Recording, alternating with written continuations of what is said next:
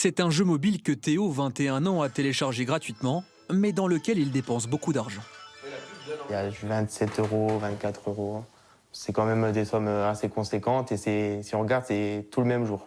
250 à 300 euros. C'est ce qu'il débourse chaque mois sur cette application.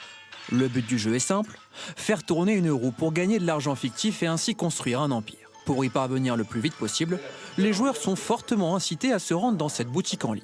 Là, on peut voir que c'est écrit gratuit. Bon, il y en a deux. Et après, il faut que je paye 15 euros pour débloquer les autres récompenses. Le jeune homme ne parvient plus à se contrôler. Des fois, c'est vraiment, on va dire, des pulsions. Et d'un coup, je vois que je suis bloqué, je peux avancer, et bam, je sors la carte bancaire et je paye. Par exemple, là, ce mois-ci, je suis à découvert et j'ai quand même eu de l'argent sur le jeu. Des jeux comme celui-ci, il en existe des centaines sur nos téléphones. Leur téléchargement est gratuit, mais une fois la partie commencée, tout est fait pour vous pousser à mettre la main à la poche.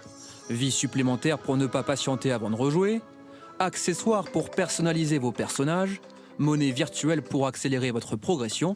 Ces tentations ont un coût de 1 à plus de 100 euros pour certaines offres. Les achats intégrés sur jeux mobiles, leur but, c'est avant toute chose de financer des équipes de développement.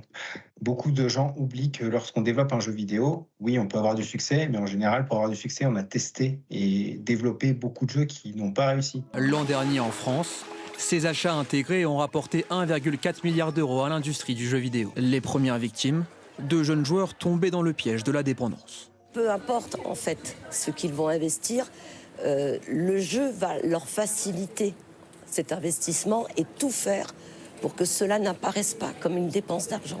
Certaines de ces pratiques intéressent fortement la répression des fraudes, qui vient d'ouvrir une enquête afin de mieux protéger les joueurs.